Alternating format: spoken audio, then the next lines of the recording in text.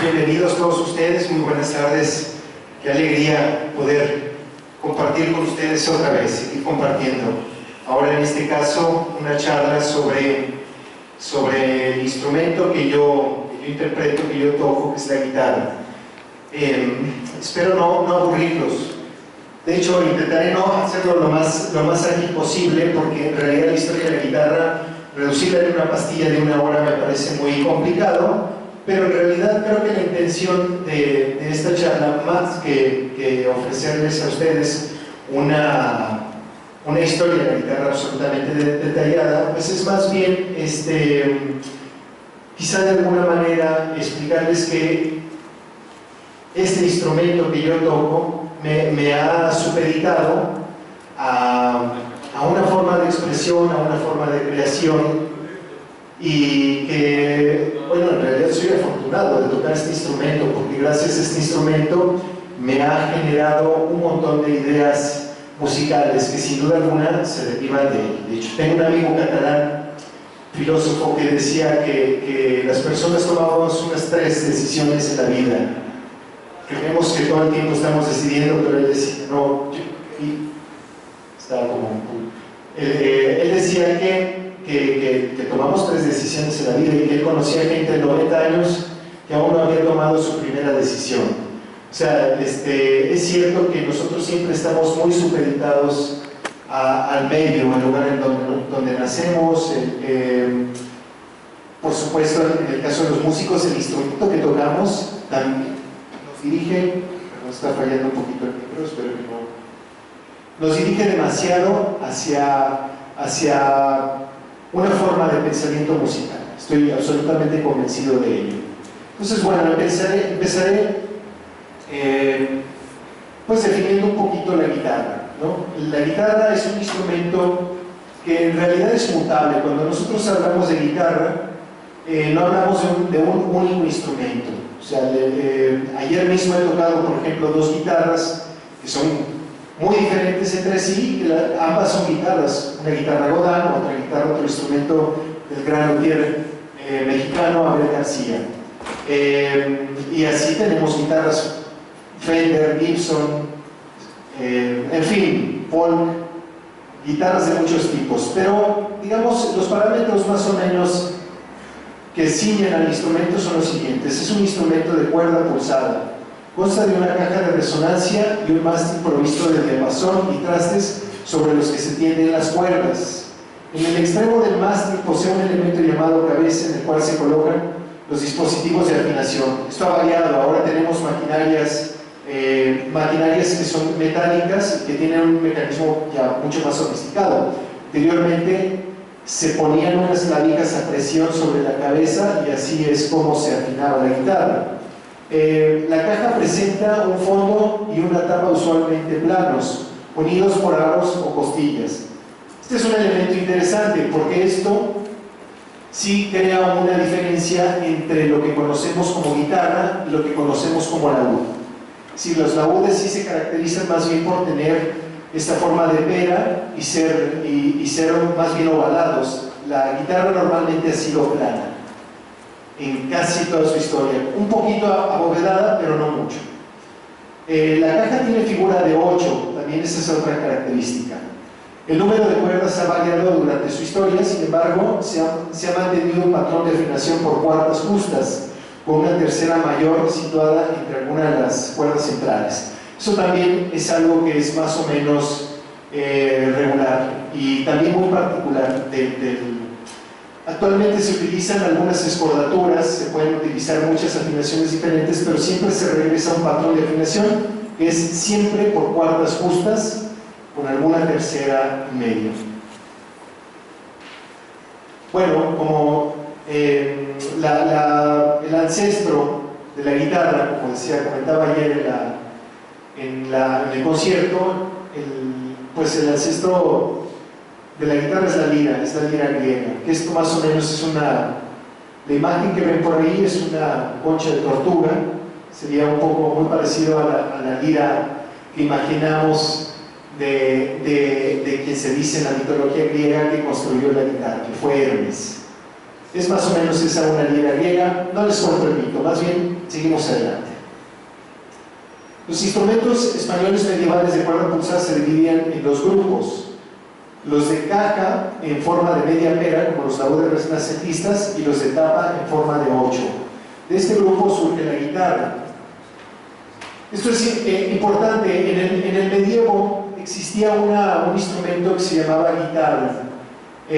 No permanece ningún instrumento original de la época, y desafortunadamente todavía no se ha estudiado demasiado, no se ha estudiado mucho ni la literatura que menciona este instrumento, ni tampoco las fuentes iconográficas, que sería la manera en la que se podría contrastar la información y estudiar. Desafortunadamente todavía no se ha estudiado mucho este periodo, pero sí se cree que existía ya algún instrumento que era como una especie de guitarra. Sin embargo, lo que sí es, digamos, muy importante del medievo es rescatar que ya habían estas dos tendencias.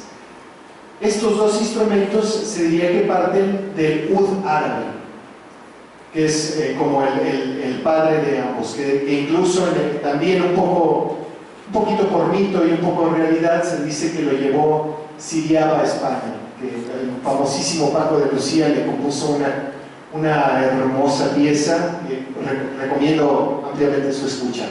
Entonces el ud árabe desprende estas dos líneas, el laúd y la guitarra o la vihuela.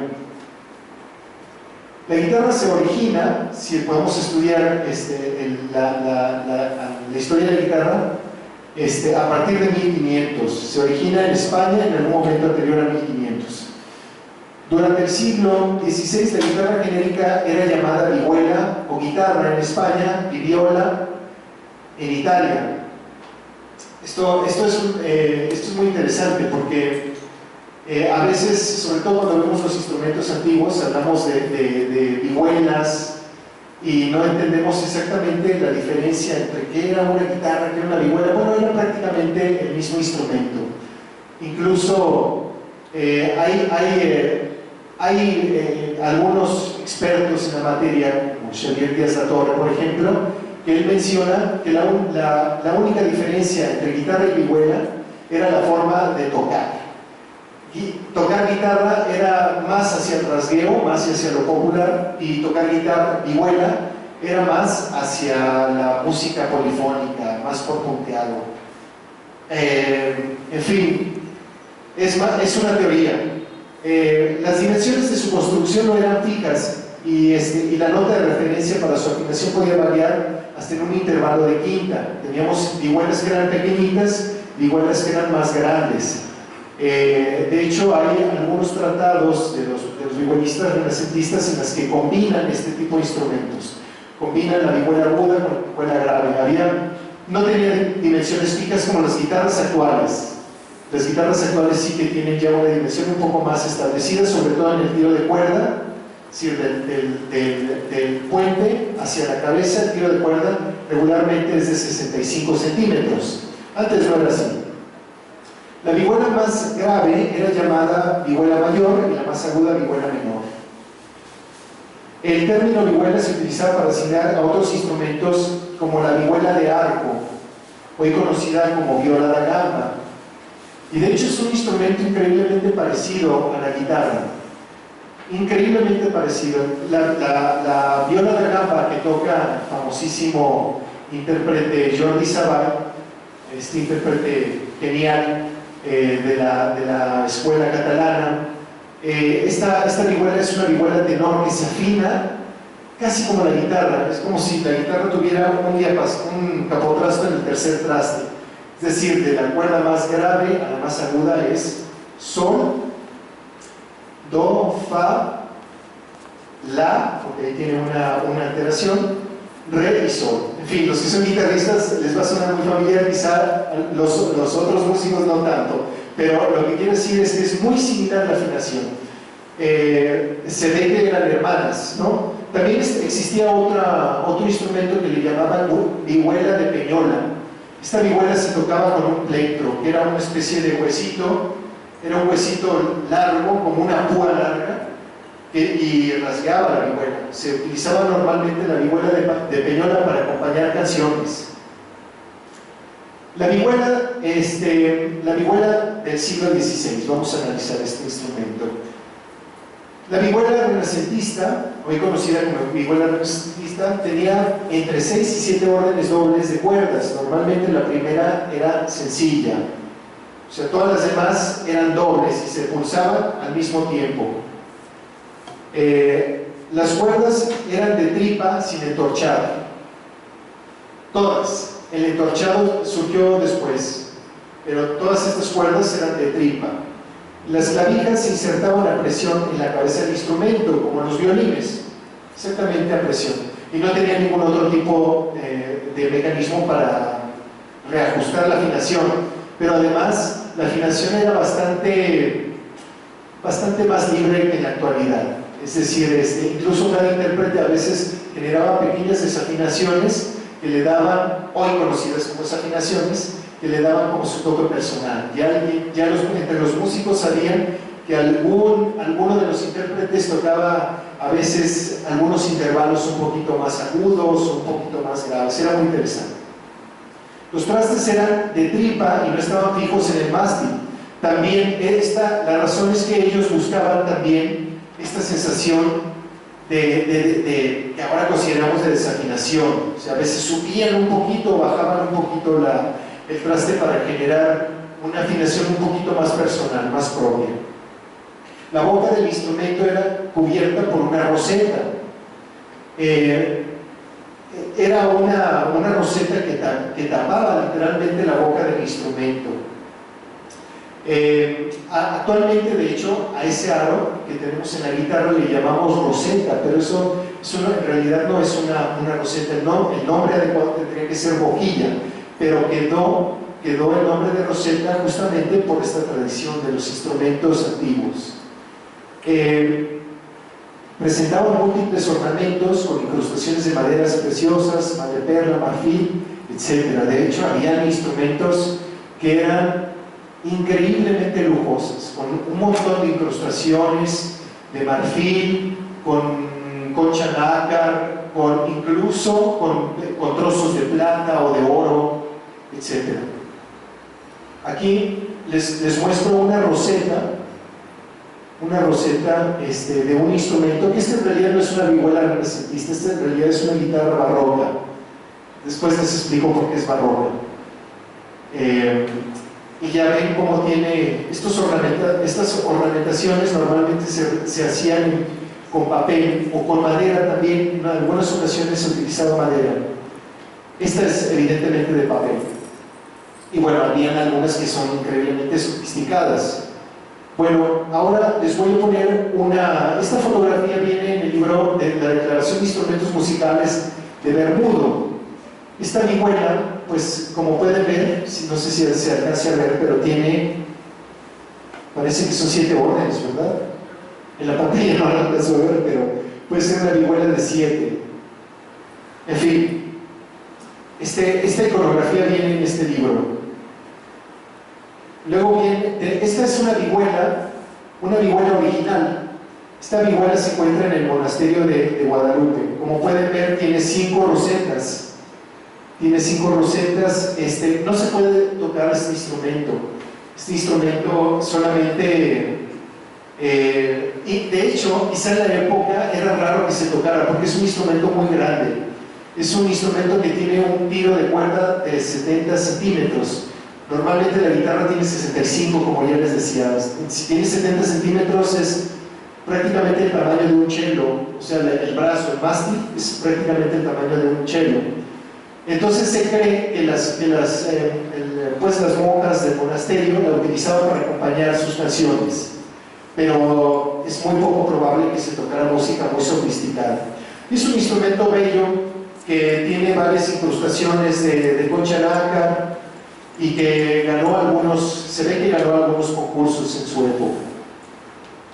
La afinación era la siguiente. Para los que estudian guitarra, creo que les va a convenir ahora mismo tomar una foto, porque esta es muy interesante. La afinación, se los digo, es sol, do, fa, la, re, sol. En realidad, si ustedes piensan, los guitarristas es tener ahí arriba el diapasón, el capotrasto, lo ponen en el tercer traste, y eso significa que solamente bajando la tercera cuerda, medio tono, ahí tendrían el instrumento a tal cual. Es decir, pueden tocar toda la música o casi toda la música de los vihuelistas españoles con esta afinación. No hace falta hacer mucho más, ¿sí? Y queda perfectamente orgánico en una guitarra contemporánea, quiero decir.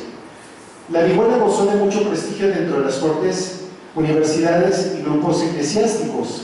Los músicos que la tocaban eran considerados doctos. Este instrumento en realidad era el instrumento más refinado de la época. Era un instrumento que en España se valoraba muchísimo y que incluso se valoraba por el mito de Hermes. O sea, se le consideraba un instrumento divino. Y los vihuelistas que tocaban este instrumento eran personas que tenían amplios conocimientos, eran muy respetados. Estos son los 7 vihuelistas más importantes. También para los que estudian guitarra vale la pena echarle una fotografía, porque estos, aquí están, no los voy a leer todos, leo los nombres de ellos. Es Luis Milán, Luis de Narváez, Alonso Mudarra, Enríquez de Valderrábano, Diego Pisador, Miguel de Fuenllana y Esteban Daza. Estos vihuelistas son realmente esta selección de vihuelistas, los mejores vihuelistas de la época. Todos sus tratados comenzaban, digamos, al principio con un discurso sobre cómo tocar el instrumento. Además, son obras bellísimas, con dibujos preciosos, y en esta parte se explicaba cómo tocar el instrumento y después agregaban una serie de piezas en tablatura. Ya hablaré más adelante sobre la escritura de la vihuela, de la guitarra entonces. Y bueno, pues ahora afortunadamente a través de las redes sociales y del internet y demás, es relativamente sencillo conseguir toda esta música. Toda esta música está en internet. Entonces, si a alguno de ustedes les interesa, creo que aquí saldrían por lo menos unos 30 discos, si a alguien le interesa aventarse este proyecto de grabar todos los vihuelistas en guitarra contemporánea, que no suena mal, la idea suena genial. Esta es una vihuela de 7 órdenes, renacentista, es para que la observen. Y aquí voy a aprovechar la oportunidad de ponerles una pieza que era en el instrumento original y que es de uno de los grandes vihuelistas, de Luis Milán, y esto está de esta pavana número 1, entre paréntesis tonos 1 y 2, y que la va a interpretar Hopkinson Smith, gran Hopkinson Smith.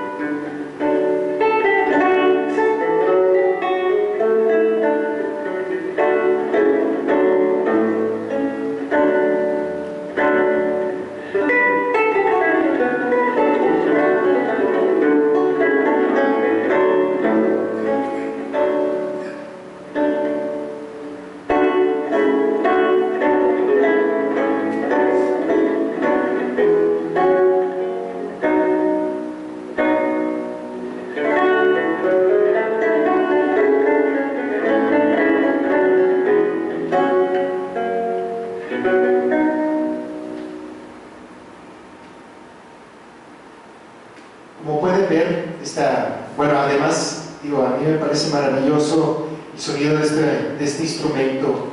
Y aquí pueden observar justamente lo que hablaba sobre la afinación. No es una afinación absolutamente perfecta, es un poquito oscilante, para nuestra forma de escuchar la música actualmente. Y también, bueno, haciendo referencia a la pieza de Milán y al estilo de composición de los compositores del Renacimiento, diría que ellos utilizaban, sobre todo los vihuelistas, utilizaban una técnica de composición relativamente básica, pero muy interesante. Normalmente utilizaban un sistema en el cual reunían una serie de notas paralelas, que hoy llamamos acordes, una serie de notas paralelas, unos acordes, digamos, en grupo, largos, sobre los cuales se desplegaban melodías lentas, que posteriormente se iban a desarrollar mucho más rápido.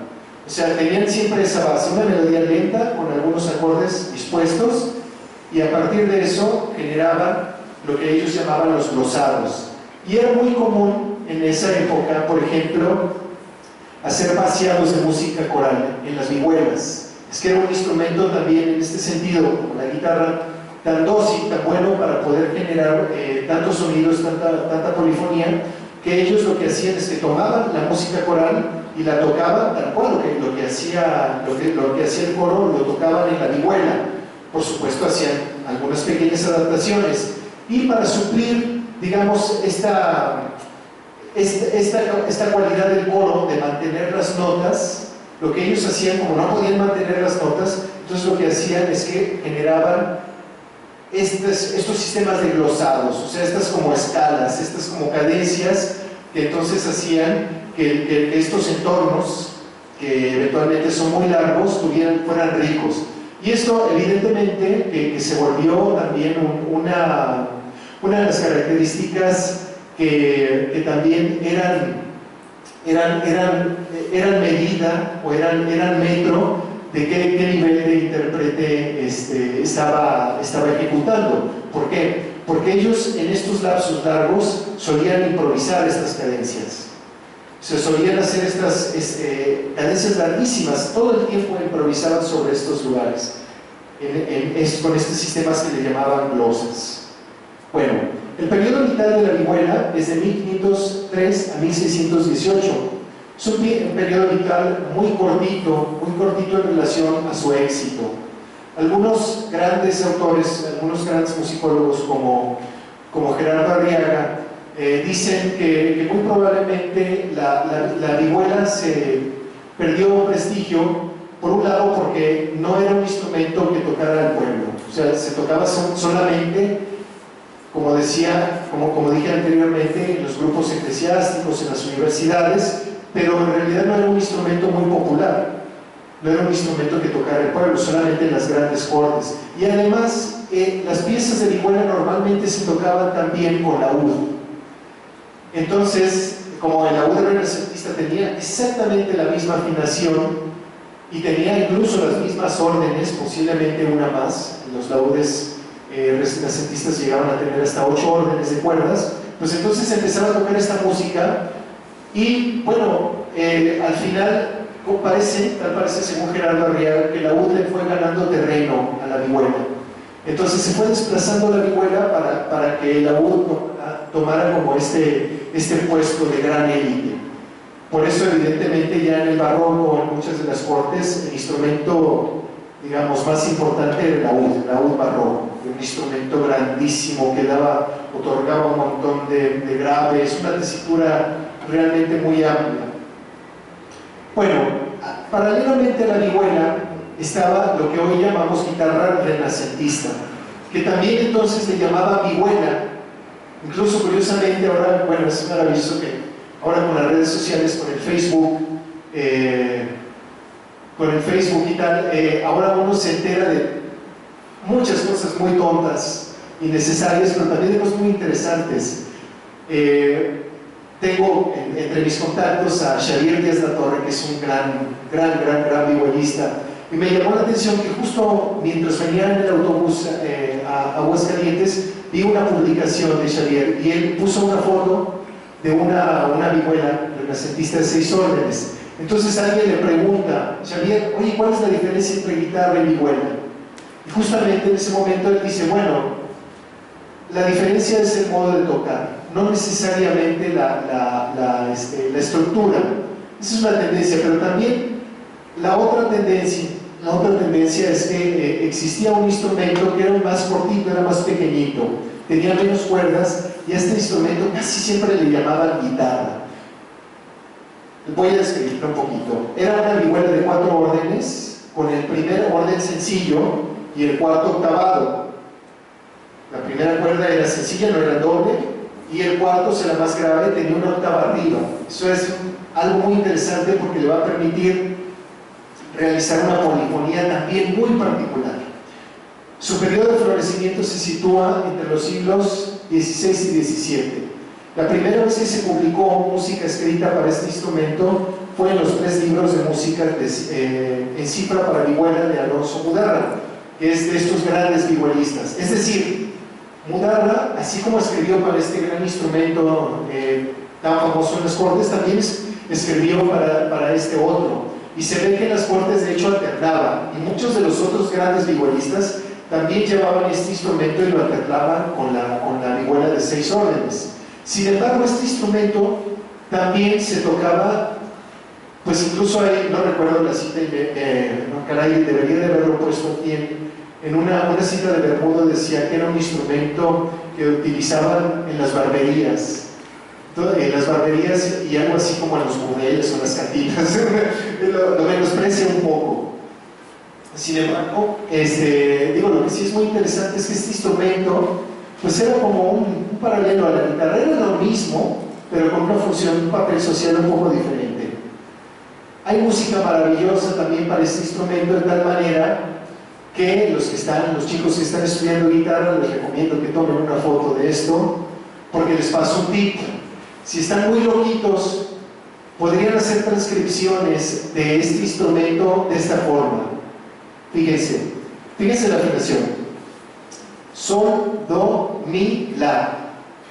Si ustedes piensan, los guitarristas, si nosotros ponemos un capotrasto justamente en el quinto traste, tenemos justamente esa afinación, exactamente igual.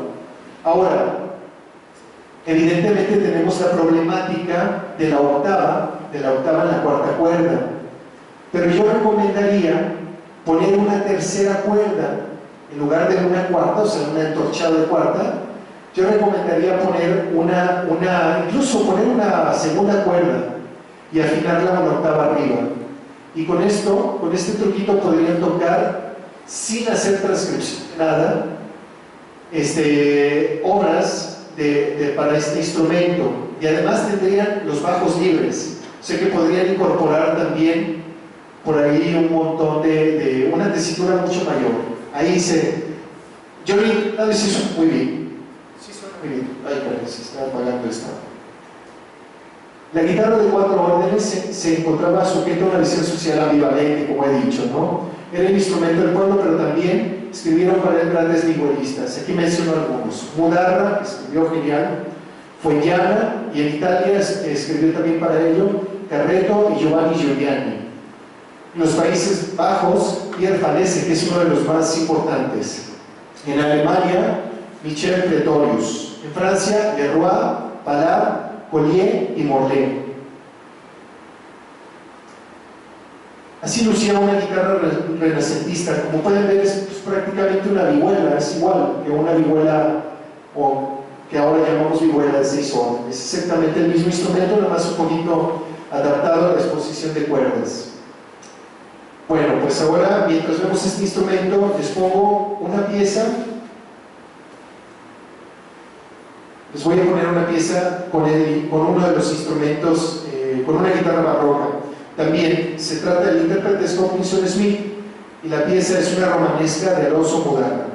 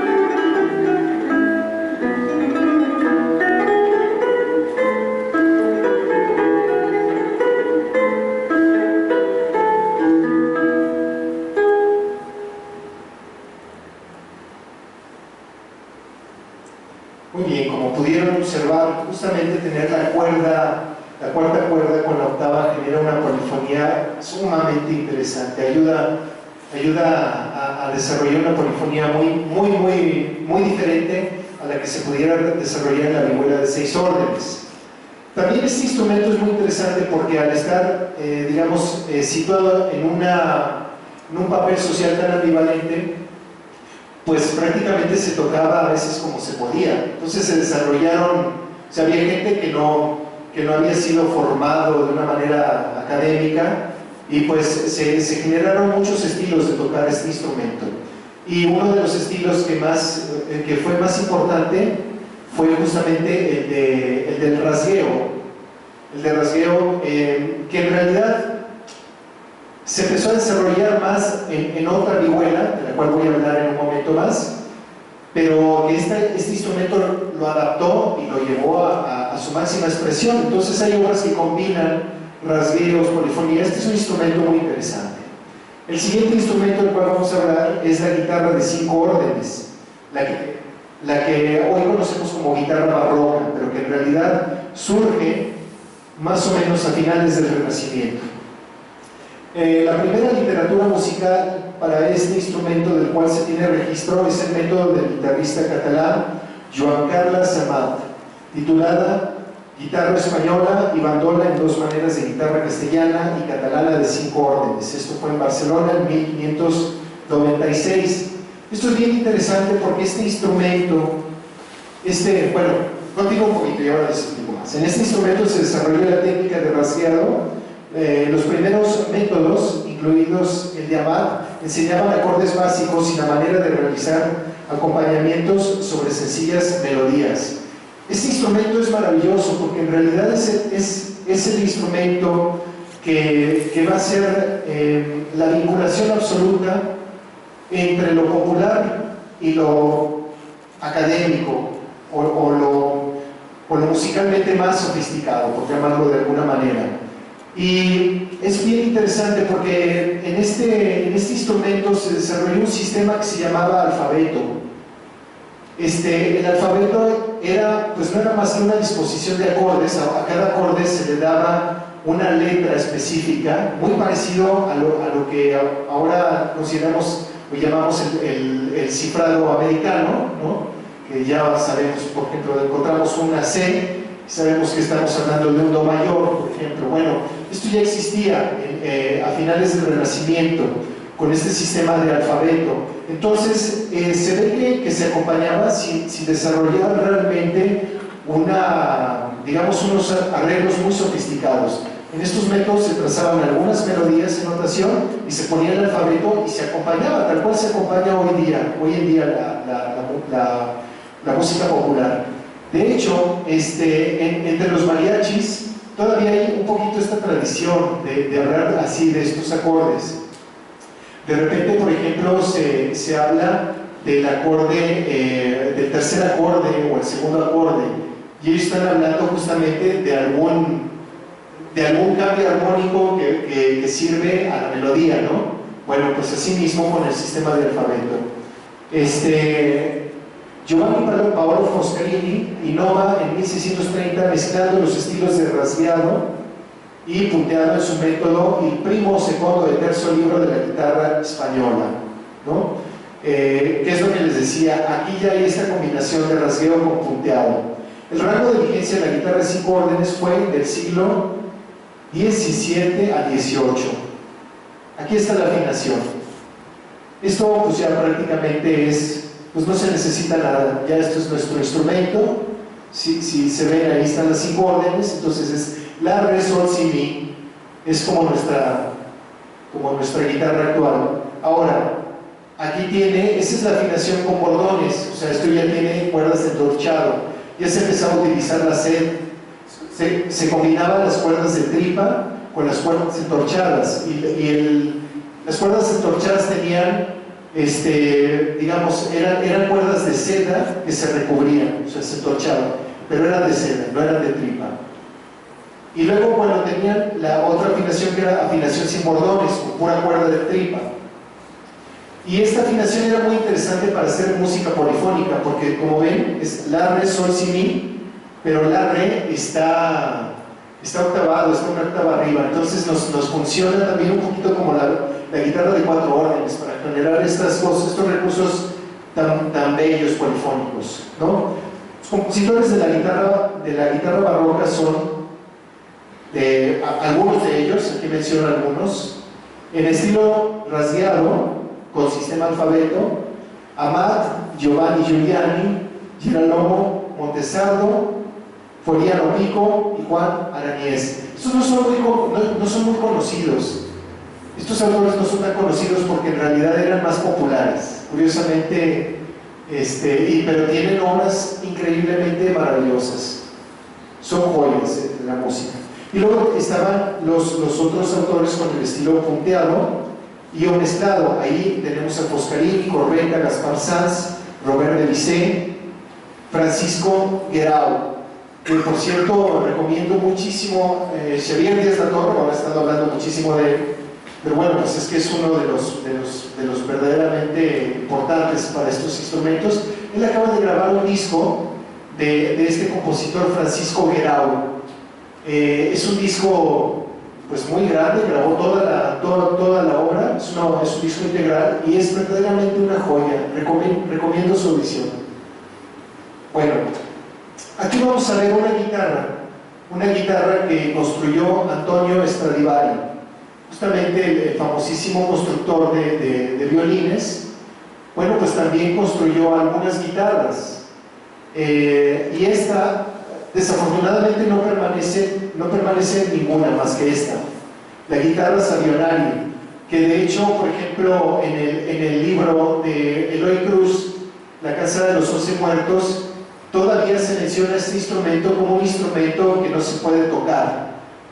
En este libro lo menciona así. Afortunadamente ya se restauró y ya es un instrumento que se está tocando, y de hecho tenemos el gran privilegio de que invitaron a uno de nuestros guitarristas mexicanos a grabar con este instrumento. Con este instrumento me refiero al maestro Krishna Sol, que vive en Suiza. Él se dedicó a la música antigua y él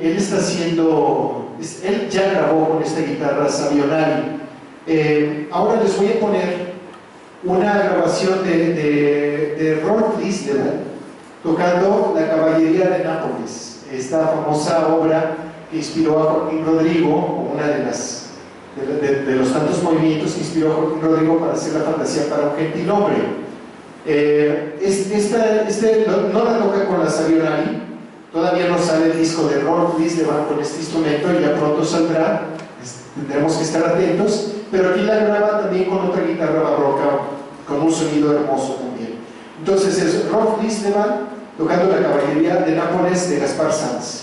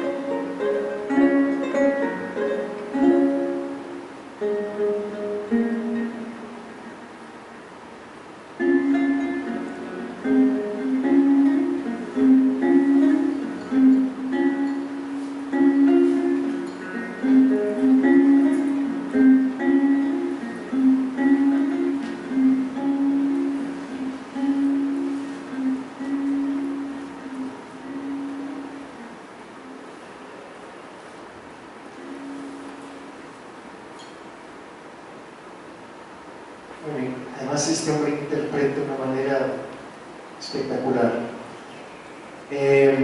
Bueno, eso fue Gaspar Sanz. Ahora hablaremos de otra guitarra, la guitarra de 6 órdenes. Este ya es casi el instrumento actual. La guitarra de 6 órdenes, hacia la segunda mitad del siglo XVIII se agrega un orden más a la guitarra. Esto según Gerardo Arriaga, pero hay teorías diversas. Hay teorías que dicen que se mantuvo, pero Gerardo Arriaga sostiene que a la guitarra de 5 se le agrega un orden más. El primer método para guitarra de 6 órdenes es el del veracruzano Juan Antonio de Vargas y Guzmán. La explicación para tocar la guitarra de punteado por música o cifra. Este método lo tenemos en el archivo de la Nación, por si alguno de ustedes quiere robárselo. Está por ahí en el archivo de la Nación y en realidad lo publicó también el Fondo de Cultura Económica. Si a alguno de ustedes le interesa, se puede conseguir. Y es un método muy interesante, sobre todo por la sección de obras, o sea, porque la primera parte es toda una explicación, como en todos los otros métodos, una explicación de cómo tocar el instrumento, pero las obras que están contenidas en este método son increíblemente maravillosas y se puede tocar como se tocaban muchas de estas obras, pues acompañado de percusiones, y tienen indiscutiblemente un carácter completamente diferente. O sea, sí suena a Veracruz, suena a los ritmos latinoamericanos. Este es otro proyecto maravilloso. Si a algunos les interesa, esto además se puede tocar perfectamente en nuestro instrumento de 6 cuerdas. Ya no hay que hacer nada, así es tal cual la afinación. Bueno, la escritura. Desde el siglo XVI hasta mediados del siglo XVIII, toda la música para guitarra se escribió en cifra, en tablatura. Exactamente igual, este es un sistema de representación gráfica de las cuerdas y los trastes de la guitarra con indicaciones rítmicas básicas. O sea, esto es exactamente igual a las tablaturas que vemos nosotros, muy parecidas a las tablaturas que vemos nosotros en las revistas de guitarra, así ese sistema se utilizó por mucho tiempo, se utilizó por muchísimo tiempo, y además era un sistema muy conveniente, que si bien tenía el defecto de que pues era muy difícil precisar el ritmo exactamente, o por lo menos la duración de las notas exacta, sí era un sistema muy bueno. Hay que decir, por ejemplo, y voy a mencionar lo siguiente, voy a aprovechar para mencionar lo siguiente: la guitarra es un instrumento al cual es muy difícil escribirle. Es muy difícil escribirle porque es increíblemente aleatorio, no tiene posiciones fijas, no es gráfico y tiene millones de posibilidades de combinar polifonía, pero el problema es que digamos, la conexión de un acorde a otro está supeditado a una fórmula de posición única. Es decir, si tenemos 5 posiciones, a lo mejor solo una conecta con el siguiente acorde, y ese acorde a lo mejor solamente puede conectar con el siguiente en una posición. Es decir, es muy complicado. Entonces, por eso en esta época en realidad no había compositores que no fuesen vihuelistas. No había un solo compositor que no fuese vihuelista o guitarrista, ¿no? Entonces, pero además, en la actualidad, hay que decirlo, hay muy pocos guitarristas que puedan leer a primera vista. De hecho, hay guitarristas que leen bien y que son, digamos, David Russell, ¿no? Pero no es común encontrar un guitarrista que lea perfecto. Incluso no podría decir que David Russell lee perfecto, ni estos grandes, pero esto no es porque el pobre David Russell no pueda leer perfecto. De hecho, por ejemplo, el maestro Ricardo Gallén suele ejemplificar mejor obras que no conocen del piano en lugar de tomar la guitarra y leer la guitarra, por esta dificultad gráfica. Sin embargo, en esta época la gente leía a primera vista perfecto. ¿Por qué? Porque ya estaba resuelto el problema de la posición en la guitarra. O sea, solo hay una alternativa. Entonces ellos trazaban la posición y podían leer perfectamente a primera vista. Entonces es una lástima que se haya perdido también este sistema. Yo soy partidario, de verdad, de que se hiciera un doble sistema. A mí me parecería muy óptimo para la lectura a primera vista. O sea, uno en notación y uno en tablatura. Aquí tenemos este ejemplo de escritura de Mudarra.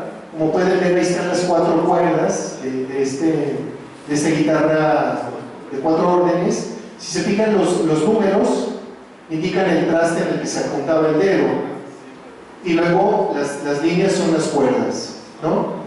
Aquí tenemos otro ejemplo. Este es de Narváez. Este ya es una vihuela de 6 órdenes, y ahí pues es la misma cosa. Como pueden ver arriba, también trae la figura rítmica. Bueno, ahora les muestro el que les comentaba, el alfabeto. Ahí están esta es una partitura con alfabeto. Ahí están todas las letras, así leían y así acompañaban las canciones, los textos. Y este es bien interesante porque aquí se combina el alfabeto con la tablatura, que es, ahora mismo en el jazz se escribe muchas veces así, hay obligados y arriba se pone el cifrado. Bueno, pues esto no es de ahora, sí se hacía en esta época. Bueno, la primera publicación de música para guitarra que alterna tablatura y notación musical es Les Dons d'Apollon de Michel Corret, en París, 1763. A partir de dicha publicación, la guitarra se convirtió en un instrumento transpositor a la octava inferior. Porque Michel Corret la regó, escuchó una octava diferente. Entonces, a partir de ahí, nuestro instrumento se escribe con un error histórico, una octava inferior, ¿no? Entonces, para una absoluta y correctísima escritura, para la guitarra se tendría que poner, de hecho, hay autores que lo hacen, cuidado, hay algunos autores muy cuidadosos que lo hacen así. Ponen la clave de sol y abajo de la clave de sol le ponen un 8. Eso sería, digamos, lo mejor para una escritura impecable para la guitarra, ¿no? Recuerdo en alguna ocasión, trabajando con mi maestro de composición, maestro Quintanar, un día me llevó una obra, pero es curioso porque Quintanar, pues me llama la atención, pero no se preocupó por ver partituras de guitarra. O sea, se metió una borrachera de escucha de guitarra, tremenda, escuchó muchísima música de guitarra, y entonces, pero no vio partituras. También, bueno, él tenía sus ideas. Y entonces me llegó con la partitura en clave de fa. Y entonces me llamó muchísimo la atención y dije, caray, pues normalmente se escribe sol, maestro. Y dice, ¿por qué se escribe sol? Pues es una tontería. Bueno, pues échele la culpa ahí a Michel Corret, yo no. Pero bueno, a partir de Michel Corret es que se escribe en notación, ¿no? Para 1800 toda la música para guitarra era escrita en notación musical. Hasta la fecha, es muy raro encontrar algo en tablatura. Quizá, mejor dicho, imposible. Bueno, vamos a hablar de las guitarras de transición. A finales del siglo XVIII y principios del XIX, la guitarra sufrió muchas transformaciones. Estaban las guitarras excéntricas. Las guitarras excéntricas eran guitarras muy interesantes porque, por ejemplo, tenían arpa, o tenían, por ejemplo, había algunas guitarras que tenían las mismas cuerdas, pero por dentro de la caja. De tal manera que cuando los intérpretes tocaban, estas cuerdas que estaban en el interior de la caja generaban como una especie de reverb natural, porque las cuerdas vibraban por simpatía. El problema pues es que no era posible callarlas, o sea, como en el piano que tenemos un pedal para tapar o para abrir la vibración de cuerda, pues en esta guitarra no. Pero además había esta otra guitarra que tenía un arpa. Fernando Sol escribió para este instrumento también. Hoy vemos a Pat Metheny, por ejemplo, tocando con esta guitarra Picasso. Bueno, ya en esta época existían estos instrumentos y en realidad fueron muy famosos. Lo que pasa es que no perduraron porque eran muy raros, entonces no La gente no estaba habituada, yo me imagino, que a los formatos tradicionales de escritura. Entonces esto dio pie al otro modelo, que era la guitarra inspirada en el modelo común de la guitarra española, conocida como guitarra romántica. La guitarra romántica, sus características son las siguientes: se eliminaron los órdenes a favor de las 6 cuerdas. Ahora sí, ya esta es como la guitarra actual. Se incrementan las latitudes de la caja, se redujeron los ornamentos y se dejó de usar la roseta. Se empezaron a usar trastes fijos de metal, es decir, ya, digamos, la música empieza a demandar una afinación mucho más estandarizada, y entonces ahora es cuando se ponen ya los trastes de metal, y ya los de cuerda, los de tripa ya se eliminan. El diapasón se construyó elevado y sobrepuesto. Como pueden ver en las otras guitarras, el diapasón estaba sobrepuesto, o sea, estaba pegado a la caja. Ahora mismo las guitarras actuales ya tienen el diapasón, que es justamente esta barra normalmente de ébano que tiene los trastes, ya está sobre la tapa, se pega sobre la tapa. Había 2 escuelas de construcción muy importantes: la ítalo-franco-alemana con René Lacorte y Johann Georg Stauffer, y estaba la otra escuela, la hispano-inglesa, que se caracterizó por el uso de abanicos. Estos eran las de la familia Pagés y Louis Panormo. En Italia, bueno, la tradición italo-franco-alemana a mí me parece muy interesante. Uno de los luthiers más importantes fue Johann Georg Stauffer. Se dice que el mismo Luigi Legnani, que también era constructor, gran compositor e intérprete, también construía, trabajó con Stauffer un modelo que fue quizá el más famoso de la época, que utilizó luego Merz, que utilizaron incluso lo que utilizó Schubert. La otra escuela de construcción, la hispano-inglesa, también fue muy importante. Aquí el otro de los músicos que influyeron también en la construcción de estos instrumentos fue Fernando Sor, que trabajó, por supuesto, él tocaba guitarras Pagés, pero después, cuando fue a Inglaterra, conoció a Luis Panormo y trabajó con él para realizar un modelo, también un modelo que luego funcionó casi de base para Antonio de Torres para crear la actual guitarra. Bueno, aquí, disculpen, me permití poner una foto mía de mi querida amiga Verónica Ayala, que construyó esa maravilla de instrumento, que es una réplica de una Stauffer, de una Stauffer original, ¿no? Ella, bueno, la familia, Verónica Ayala es esposa de otro gran constructor, Abel García. Ellos tienen una Stauffer original, ellos tienen en su poder una original, y esta es una réplica que hizo Verónica, que es maravillosa. Vamos a escuchar este instrumento. Para escuchar este instrumento escogí un capricho de Luigi Legnani, interpretado por Pavel Steiner, gran compositor, gran intérprete de la República Checa.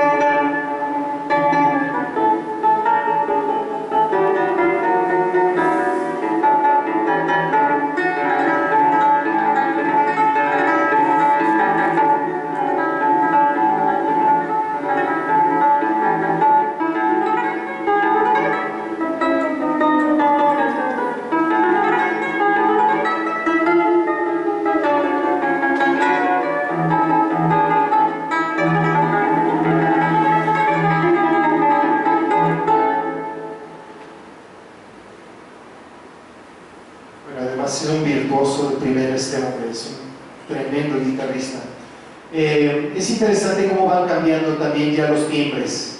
Hay que decir que en realidad estos cambios que suceden con la guitarra, en realidad yo no lo veo, esta es mi opinión personal, yo no lo veo como un problema de evolución, no lo veo como un problema de evolución instrumental, sino o sofisticación o mejoramiento del instrumento.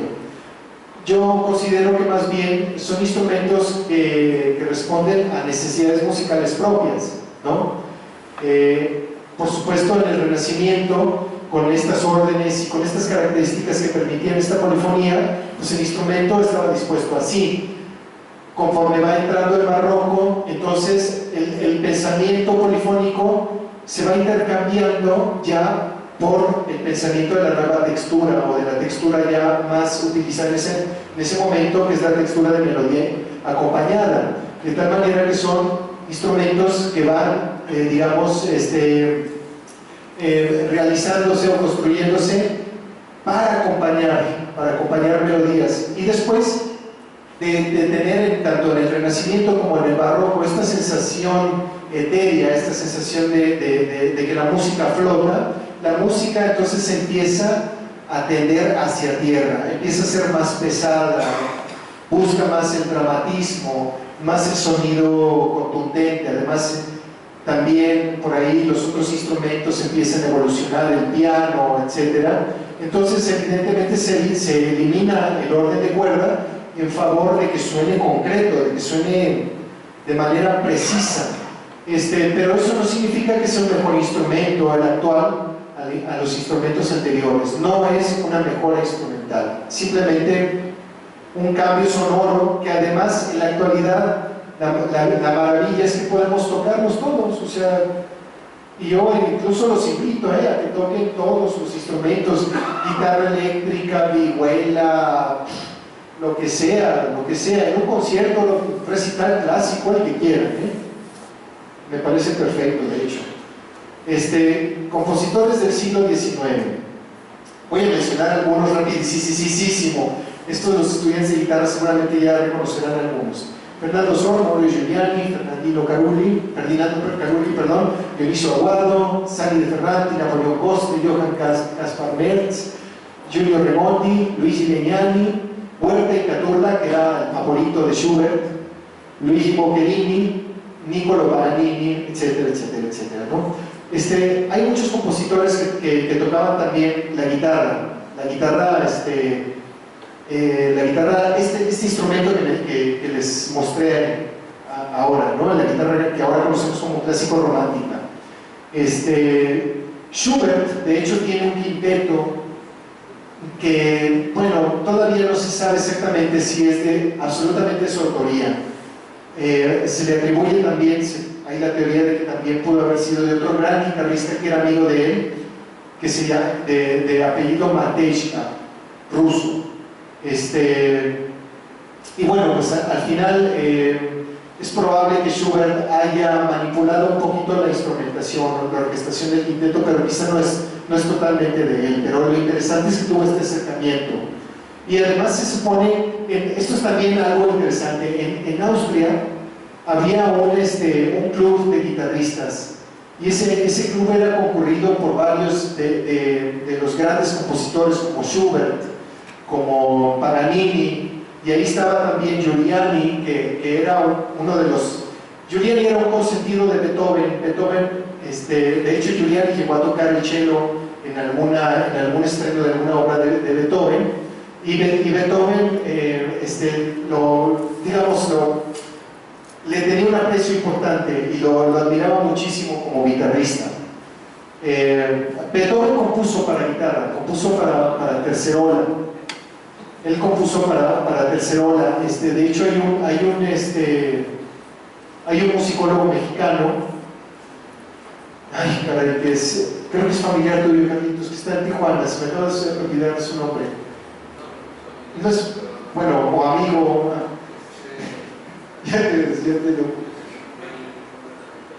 ahora lo recuerdo, disculpen, es que no lo anoté y no lo iba a comentar.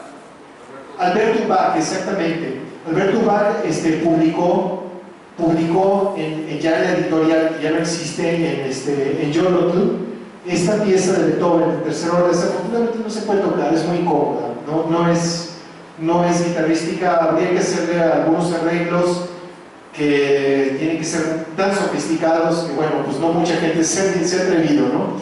En fin, regresando al punto, por ejemplo, Berlioz, se dice que Berlioz, mucho de su desarrollo en la orquestación se deriva de su cercanía con la guitarra, o sea, parece que era muy importante para la guitarra, la tocaba muy bien. Rossini también la tocaba, Rossini también tocaba muy bien la guitarra. Paganini no se diga, Paganini compuso mucha obra para guitarra que había estado por ahí un poco perdida y afortunadamente ya se empieza a grabar mucha de su obra que es tan buena como la de violín, es absolutamente increíble. De hecho se tenía el dúo con Giuliani y se alternaban, a veces Giuliani tocaba el violín y entonces Paganini tocaba la guitarra. La guitarra moderna se traza así. El constructor almeriense Antonio Torres Jurado, de 1817 y 1892, es quien va a desarrollar el modelo definitivo de la actual guitarra española, la guitarra que hoy conocemos como clásica. Las características de este modelo son el siguiente: incrementó las latitudes y profundidades de caja, estandarizó el tiro de cuerda a 65 centímetros, ya, fijo. Estableció el uso de la maquinaria, ya estas maquinarias ya no eran las clavijas que se insertaban. Ya en clásico romántica se está utilizando maquinaria, pero muchos otros no. Por ejemplo, Pagés no utilizaba maquinaria. Ya con Torres ya se establece. Luego fijó un patrón de 7 abanicos y 2 barras inferiores. Es decir, aquí se los muestro. Como pueden ver, las 2 barras inferiores, estos son los abanicos. Estas líneas son los abanicos y estas son las dos barras inferiores. Esos abanicos no los tenían los instrumentos anteriores. Y estos abanicos funcionan, estas barras funcionan para estabilizar la tensión de la tapa. De tal manera que al estabilizarlo, pues ya se podían meter mucho más tensión y cuerdas mucho más tensas sin riesgo de que se rompa el instrumento, lo cual significa volumen. O sea, este instrumento gana mucho volumen.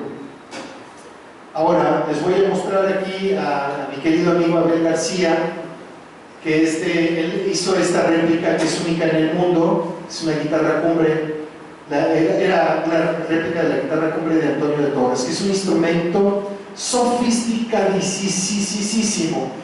Para este instrumento tuvo que hacer algunos cortes, para las incrustaciones, tuvo que hacer unos cortes del grosor de un cabello, muchísimos cortes, y no se podía pasar un poquito porque entonces se deformaba el instrumento. Este instrumento tiene muchísimo lujo, tiene incrustaciones de concha de carey, de concha nácar, tiene plata en varias partes, tiene marfil, tiene huesos de marfil, tiene marfil tostado en la roseta. En fin, es un lujo absoluto. Y es única en el mundo, nunca se ha hecho esta réplica que es la considerada la guitarra más sofisticada del mundo.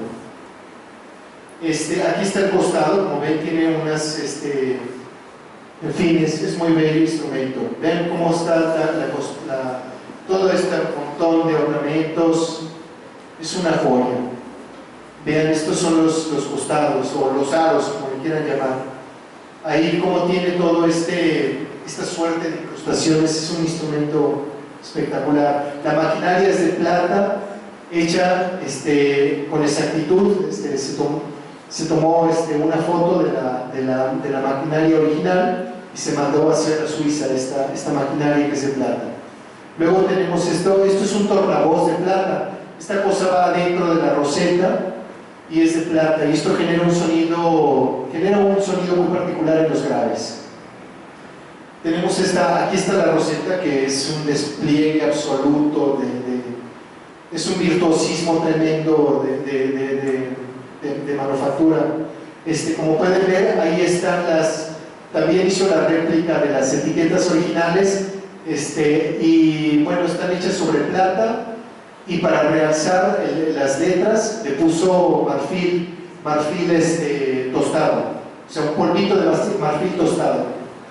Bueno, ahora, hablamos de Francisco de Asís Tárrega e Ishea, 1852-1909. Fundador de la Escuela Moderna de Guitarra. Sus alumnos más reconocidos fueron Miguel Llobet y Emilio Pujol. Además de sus composiciones originales para guitarra, realizó un gran número de transcripciones. Este señor es el padre realmente de la Escuela Moderna, es nuestro maestro de todos. Todo guitarrista clásico es alumno de Tárrega, porque Tárrega tuvo a dos de los estudiantes más importantes, Llobet y Pujol, quienes también a su vez fueron maestros de Segovia, aunque Segovia a veces no lo reconocía, a veces. Alguna vez sí dijo que estudió con Pujol. Y Segovia, pues evidentemente, que hizo una labor de difusión tremenda, eso es indiscutible. Aquí está su foto. Como ven, un personaje muy particular, muy interesante, ¿no? En fin, no me detengo tanto porque quisiera acelerar un poquito la conferencia para dar pauta a la charla con ustedes. Voy a hablar rápidamente de Segovia. Andrés Segovia, 1893-1987. Campaña en pro del mejoramiento de la reputación de la guitarra. Andrés Segovia fue muy importante, en realidad fue un personaje sumamente importante. Porque, digamos, a partir de que las artes escénicas, o por lo menos las artes escénicas en relación a la música, se van mutando, es decir, se dejan las salas, las pequeñas salas, para entonces hacer conciertos ya en salas de concierto, diseñadas específicamente para la música. La guitarra, que era un instrumento pues, que no sonaba tan potente, pues como que fue perdiendo cierto prestigio, por lo menos en España. Hay que decir que en los países del norte de Europa sí que tenía muchísima fuerza, es decir, Fernando Sor dio la vuelta al mundo, tocaba en Rusia, tocaba en un montón de lugares, pero ciertamente en España pues sí, decayó después de haber sido la cuna y después de tener todo este florecimiento, pues solamente se tocaba en conciertos pequeños, privados, y ya no era tan valorado como antes. Sí, es cierto que se tocaba más bien en salones y música no tan sofisticada en España, porque si escuchamos, por ejemplo, la música de Merz, es comparable a la de Schubert, por ejemplo. Es de muy alto nivel. La música de Fernando Sor es tan buena como de cualquier compositor de otros instrumentos. Pero ciertamente pues empieza este tropel tan importante de los recitalistas tremendos, los grandes virtuosos violinistas, los grandes pianistas, y la guitarra se empieza a relegar. Entonces Segovia, de una manera también un poquito exagerada, dice: mi misión era sacar a la guitarra de las cantiluchas de mala muerte y regresarla a las salas de concierto. Que bueno, en parte era cierto, pero en parte no. O sea, sí es cierto que ya la guitarra se había relegado muchísimo, pero sí tenía un espacio importante, se hacía música muy buena en todo el mundo. El mismo Llobet, el mismo Pujol hacían música genial y hacían giras tremendas. Y había muchos músicos muy importantes, incluso en México. En México había grandes guitarristas que tocaban muy bien en la época de Segovia. Sin embargo, es cierto que Segovia, a través de su gran poder de convocatoria, llevó a la guitarra a las máximas salas. Eso es indiscutible. Eso es indiscutible. Lo que sí es, digamos, un poquito polémico es que, digamos, en pro de esta misión, luego descartó a otros grandes, ¿no? Por ejemplo, llegó a descalificar a Pujol, por ejemplo, llegó a descalificar a Agustín Barrios Mangorén, los relegó a muchos. Entonces tiene su parte muy buena, y su parte también un poquito no tan agradable, ¿no? Pero que bueno, al final la parte buena es extraordinaria, ¿Por qué? Porque incrementó el acervo musical de la guitarra, convocando a escribir para ella compositores notables como Ponce, Turina, De Falla, Castelnuovo Tedesco, Villalobos, Rodrigo. Y esto, la verdad es que esa producción de música es espectacular, es increíble. Por mencionar a muy poquitos, porque son muchos más, la lista es increíble. Con el perdón de los otros, a mí me parece que Ponce era el gran compositor de Segovia. De hecho, yo creo que Segovia era con el compositor con el que más confianza tenía y con el que más estuvo trabajando. Se dice, por ejemplo, que la chacona de Bach, que hizo la transcripción que hizo Segovia, es prácticamente de Ponce. O sea, él le pidió asesoría, fue su tutor cuando hizo esta transcripción. Y sí se nota, cuando estudiamos la transcripción de Segovia, se escucha Ponce ahí. Bueno, ahí está Ponce, de Segovia, perdón. Bueno, hacemos un resumen de la cronología. Siglo XVI, vihuela de 6 y 7 órdenes y guitarra de 4 órdenes. Perdón, tengo que citar que esta cronología es de Gerardo Arriaga. Siglos XVII y XVIII, guitarra de 5 órdenes. Siglos XVIII y XIX, guitarras de transición, guitarra de 6 órdenes y guitarra de 6 cuerdas. 1852, guitarra moderna, modelo Torres. Aquí lo tienen. Ahora, las guitarras del siglo XX, esta parte también es muy interesante. La guitarra clásica y flamenca surgen de la guitarra romántica. Torres reconoció que debían ser construidas con cualidades diferentes. ¿Por qué? La primera obra reconocida como flamenco en guitarra es de Julián Arcas. Julián Arcas hizo la primera pieza, que es una rondilla, que se considera flamenco. Y como Julián Arcas, que fue también profesor de alguna manera y colega de Tárrega, fue quien le sugirió a Torres que se buscara un timbre un poquito diferente para tocar ese tipo de música que tendía más hacia el folclore español. Entonces,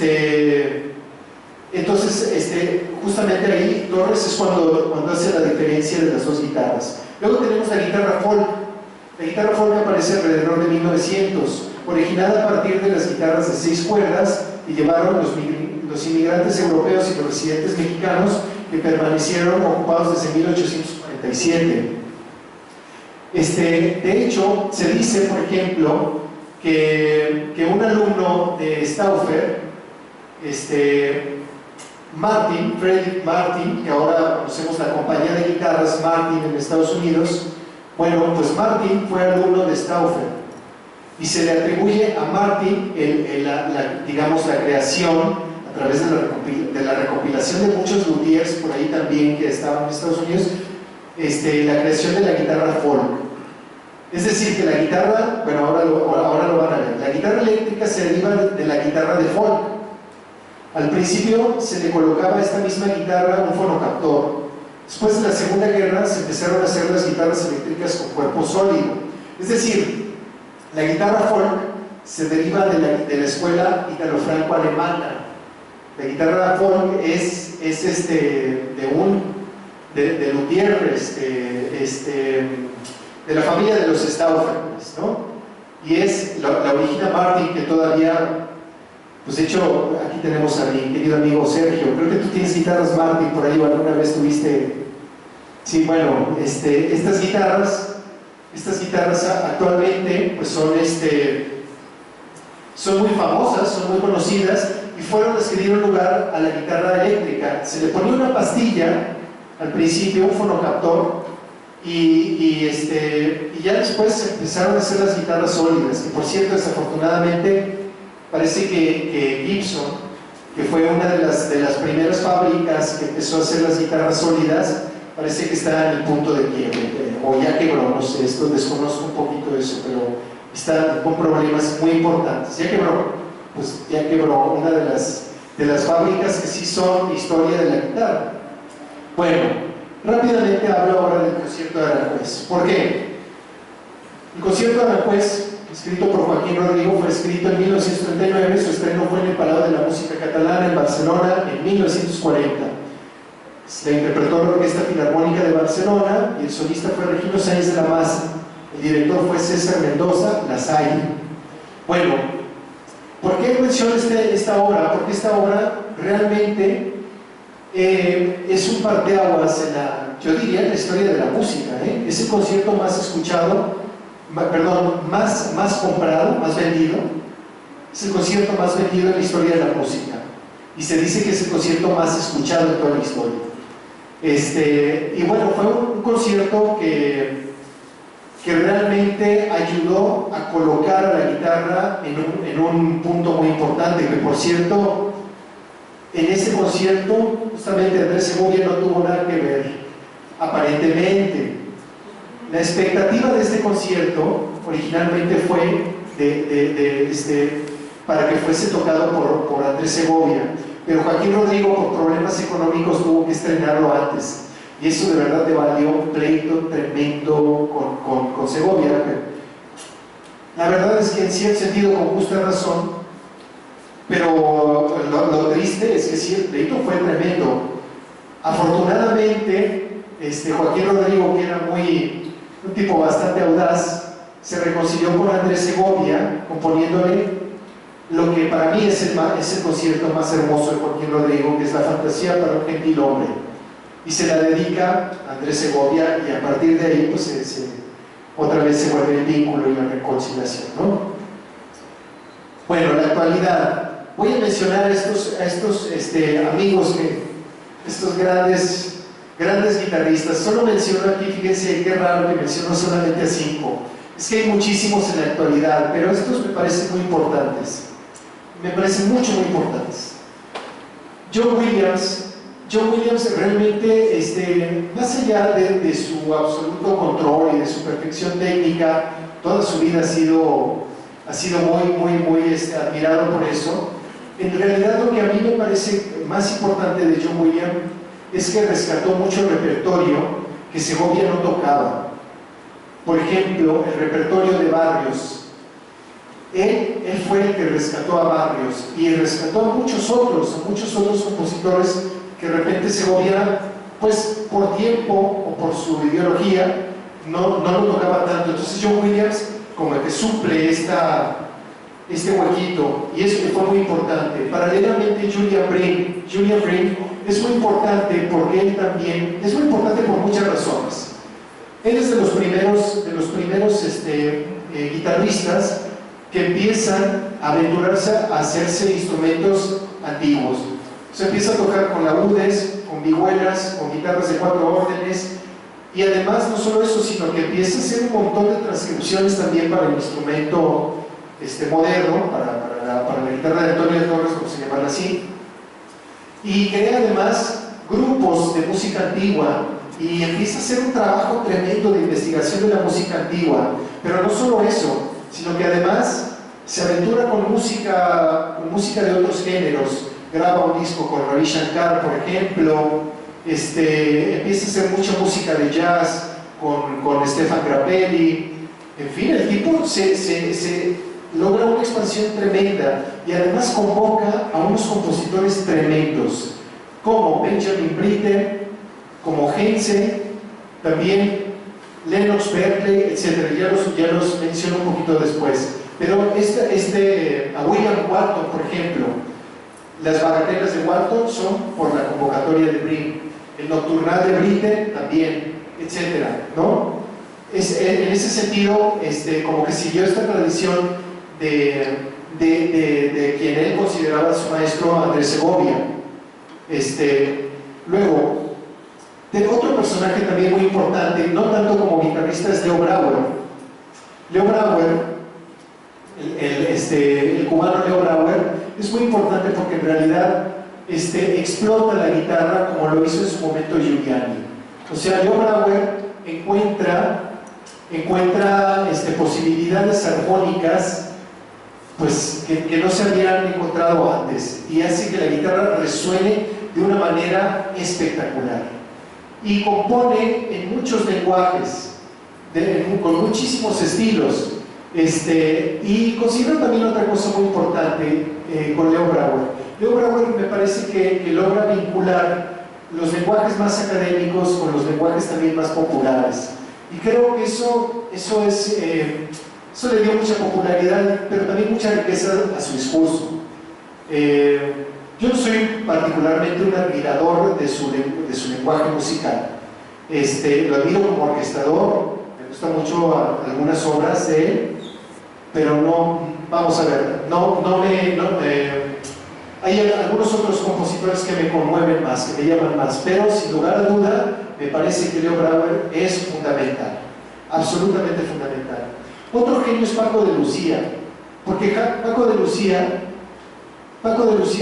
hace una renovación absoluta en la forma de tocar la guitarra flamenca.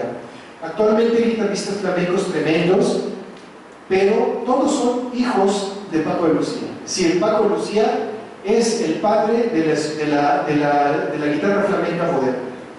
Y otro también muy interesante es Pat Metheny, porque Pat Metheny se aventura a hacer a utilizar un montón de instrumentos diversos, la guitarra Picasso, ha hecho cosas con instrumentos antiguos también, tiene discos con vihuela barroca, el jazz, imagínense, con jarana veracruzana,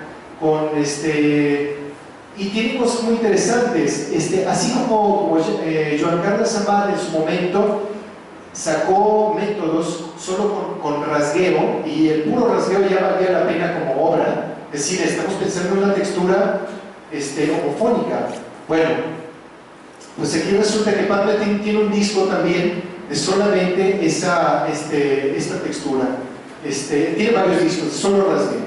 En fin, para ir cerrando, entonces aquí les voy a decir algunos compositores, rapidísimo. Manuel M. Ponce, Federico Moreno Torroba, Héctor Villalobos, Mario Casanova Tedesco, Joaquín Rodrigo, Manuel de Falla, Joaquín Turina, Agustín Barrios, Antonio Lauro, Toru Tukemitsu, Benjamin Britten, William Walton, Lennox Berkeley, Malcolm Arnold, Bernard Ense, Pierre Boulez, André Jolivet, Alexander Tassman, Helmut Lachenmann, entre muchísimos otros grandes compositores, han escrito para la guitarra, pero también para esta guitarra ha escrito Joe Satriani, Steve Vai, Jimi Hendrix, Joe Pass, un montón de gente. Entonces, digamos, ya después de toda esta charla, después de esta observación de la historia de la guitarra, yo les diría que lo interesante de este instrumento es que vincula justamente, siempre en toda su historia ha vinculado desde los ámbitos más populares hasta los más intelectuales. Y lo interesante de este instrumento, por eso yo me atreví también ayer a hacer un concierto con estas características en las que mezclamos un ensamble de jazz con algunas piezas que son de un corte mucho más clásico, porque justamente creo que la maravilla de este instrumento es que nos ayuda, o sea, nos ofrece un panorama y un bagaje tremendo, expresivo. Y justamente creo que es lo importante, creo que es lo más importante que nos regala nuestro instrumento, la guitarra. En fin, bueno, yo les agradezco muchísimo. Ahora si quieren podemos, me colgué un montón, disculpen, soy un guaraguara, entonces chihuahuas, ya me colgué un montonal, pero bueno, me gustaría mucho si hay oportunidad de abrir espacio a algunas preguntas, que no necesariamente tienen que ser sobre el tema, lo que ustedes quieran preguntar sobre, pues no sé, desde cuestiones del método del estudio, pues no sé, lo que sea. ¿Sí? ¿Cuál era el nombre de diseñar la guitarra? Sí, compañero pregunta. Sí, cómo no, y la ponemos. Me preguntan acerca de cuál es el nombre, la nacionalidad del constructor que hace la guitarra moderna. Es Antonio de Torres Jurado. 1817 a 1892, español.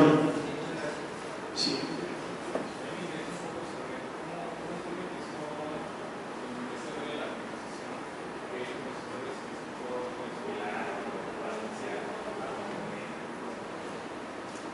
El compañero pregunta que cuáles fueron, digamos, cómo es que empecé a componer y cuáles fueron los compositores que empecé a escuchar, que me influenciaron de alguna manera, ¿verdad?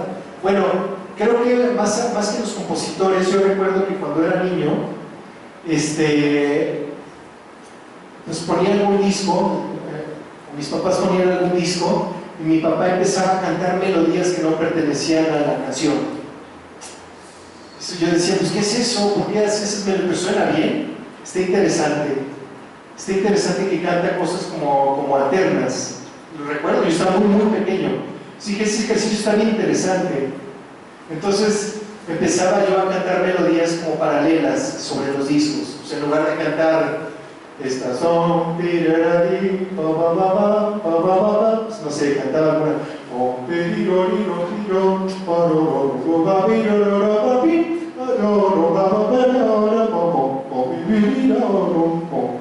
Cosas así, ¿no? Entonces yo escuchaba esto y decía, qué maravilla, esto es genial de hacer paralelismos. Entonces yo creo que ese es el primer, y entonces a partir de ahí, yo recuerdo que iba por la calle e inventaba melodías, simplemente inventaba melodías. Y en realidad siempre me llamó la atención, yo empecé en realidad con la música popular. Yo, mi tío Pepe me enseñó a tocar boleros, me enseñó a tocar algunas canciones, y entonces, pues yo creo que yo intentaba seguir por esta línea, y de hecho, cuando estaba en la prepa más o menos, cuando estaba estudiando aquí en la prepa de la universidad, ingresé a un grupo que entonces se llamaba Wando, ¿verdad? Y con ellos hicimos mucho pop, tocamos rock y demás, y yo creo que realmente, pese a que me gustaba mucho la guitarra clásica, insisto, y creo que me terminó de gustar y de fascinar cuando vi a Alfonso Moreno, que no fue mi primer contacto, por supuesto. De niño llegué a escuchar el concierto de Aranjuez con Alirio Díaz, incluso por ahí debo tener un cassette, debo buscarlo, algún cassette por ahí en el que está el concierto de Aranjuez con Alirio Díaz. Escuchaba también a Laurindo Almeida, mucha guitarra clásica sin saber que era guitarra clásica. Entonces, pero cuando vi a Alfonso Moreno, sí me impactó. Dije, ¡ay, caray, qué impresionante es esto! Yo creo que fueron dos guitarristas los que me impactaron. A los 15 años, el día de mi cumpleaños, fui a ver a Paco de Lucía en el Teatro de Aguascalientes. Entonces se me cayó la quijada, dije, esto es una cosa monstruosa. Y después vi a Alfonso Moreno. Entonces dije, no, pues sería muy interesante tocar guitarra clásica. Cuando yo salí de Wando, entré a la escuela Manuel M. Ponce. Entonces inmediatamente empecé a tocar, pues, mi instrumento era la guitarra. Yo en realidad quería composición. Estaba tocando la guitarra y de repente dije, bueno, sería interesante probar a ver si se puede tocar con orquesta. Muy ingenuo, ¿no? Hacía los primeros años. Entonces dije, bueno, pues yo me voy a preparar unas piezas y a ver si me invitan. Entonces empecé a tocar, me monté unos conciertos de Vivaldi y el maestro Yuri me dijo, sí, vas, tocamos los conciertos de Vivaldi. Ah, qué bueno, y sabía que era solista, O sea, que en realidad pues, yo estaba pensando que estaba aprendiendo una parte de la, pues, a tocar con ellos. Entonces, a partir de ahí gané una beca. Tocábamos un montón de conciertos con la camerata. Entonces, en realidad, hubo otro momento también que debo decir importante, justamente con esta vinculación de la guitarra clásica y de la composición. En alguna ocasión también tuve la oportunidad de tomar una clase con Roberto Aguirre. Fue una clase en casa de Julio, creo que aquí está desde hace muchísimos años. Y entonces dije, qué interesante, realmente sí es interesante. Roberto Aguirre es, por cierto, hermano de Monse Aguirre, que ustedes la conocen por ahí, chelista. Entonces yo dije, bueno, está muy interesante esto, está muy interesante realmente llevarlo a un buen nivel la guitarra clásica. Entonces Entonces, a partir de que ya empezaba a tocar con orquesta y de que ya empezaba a, pues sí, ya que empezaba a hacer ya un poquito más sofisticado el discurso, dije, no, pues creo que sí mi línea va por la guitarra clásica. Después fui a Guanajuato a estudiar y definitivamente, inmediatamente que llegué a Guanajuato, como al año ya estaba concursando fui a concursar al Internacional al Ponce, estuve en la final de Ponce. O sea, fue muy rápido, yo no me lo esperaba, ya, o sea, de un día para otro, yo ya tenía que estar estudiando 8 horas diarias la guitarra, porque si no, no podía tener alternativas de nada, o sea, ya tenía un montón de cosas. Luego ya toqué con la Orquesta Sinfónica de Aguascalientes, tenía como 18 años, la Fantasía para un Gentilhombre, entonces eso me impactó, dije, no, pues, caray, o sea, sí lo logré, o sea, estoy tocando con la orquesta un concierto y es una experiencia que me estremece la piel. Entonces dije, no, se me olvidó la composición. Bueno, no es que se me hubiera olvidado ese interés, pero en realidad lo que sucede pues, es que me tuve que enfocar a la guitarra. Y la verdad es que cuando llegué cuando estaba haciendo ya mi posgrado, cuando estaba haciendo mi curso de formación continuada en Barcelona, como parte, digamos, de los protocolos del posgrado, podía entrar como oyente a otras clases. Entonces, escogí jazz y escogí tres. Escogí entrenamiento auditivo, porque estaba muy bueno, la verdad. Escogí jazz y escogí composición con Gabriel Bernstein. Entonces, ahí fue cuando empecé otra vez paralelamente a tocar, a escribir ya bastante. Y dije, caray, es interesante, ¿no? Pero si te soy muy honesto, la verdad esto de atreverme a tocar y a componer mis obras es realmente muy nuevo. Es muy nuevo y de alguna manera lo hago sin muchas pretensiones. Pero es que lo que pasa es que cuando te vas poniendo un poquito más viejo te vas dando cuenta que las cosas no hay que hacerlas por sobresalir ni por tener éxito, ni mucho menos, sino simplemente por vivir, o sea, por el gusto de hacer las cosas. Entonces dije, bueno, pues claro, no voy a hacer, o sea, jazz nunca voy a ser, o sea, estoy muy lejos de ser Pat Metheny, y luego me decían, oye, pero si tú ya llevas un camino en la guitarra clásica, ¿no? O sea, estás tú loco, o sea, entonces es tu trayecto, enfócate, es guitarra clásica, si no vas a perder tiempo. ¿Qué estás ahí tonteando con otras cosas, no? Y decía, bueno, pues sí tienes razón. Pero al final dije, bueno, pues no, la verdad no, o sea, pues le voy a dedicar todo lo que pueda a lo otro, a mi composición y al jazz, y voy a seguir con la guitarra clásica, punto.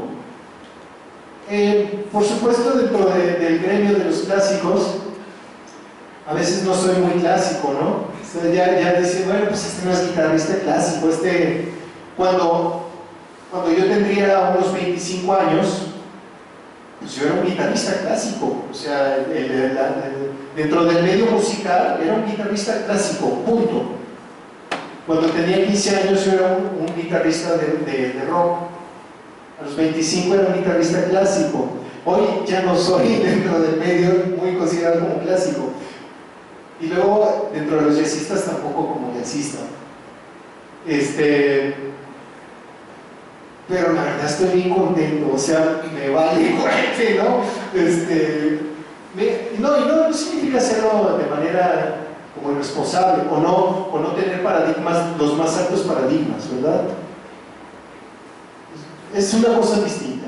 Es simplemente, bueno, pues tengo este tiempo de vida, creemos que ese tiempo de vida, pues vamos a tratar de hacer esto, ¿no? Y es así en realidad como me acerqué con la composición. No sé perdón, los compositores que más me han influido, yo te diría, como orquestador, Leo Brouwer. Como orquestador totalmente Leo Brouwer, y muchos parecidos a él, como yo diría Holst, me encantan sus orquestaciones, me encanta la Vaughan Williams, es uno de mis orquestadores favoritos, también Debussy, me encanta como orquesta. Pero Debussy también me gusta general, su tratamiento, su música, su discurso, me parece maravilloso. Me encanta, de más tradicionales, me gusta muchísimo Sibelius, por supuesto, A Johann Sebastian Bach me parece que es mi absoluto paradigma.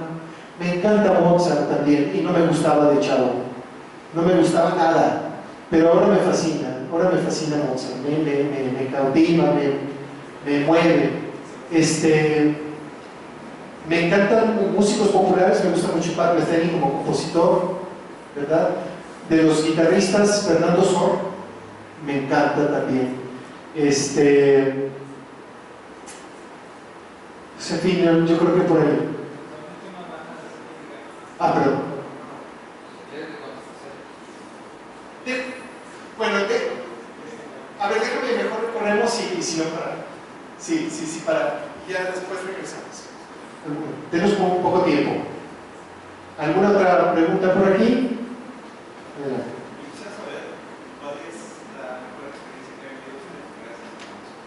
Wow, pues es muy difícil porque la verdad es que soy muy afortunado y he vivido un montón. Entonces no te sabría decir cuál es la... Mira, sin lugar a dudas, cuando toqué la Fantasía para un Gentilhombre con la Sinfónica de Aguascalientes fue brutal.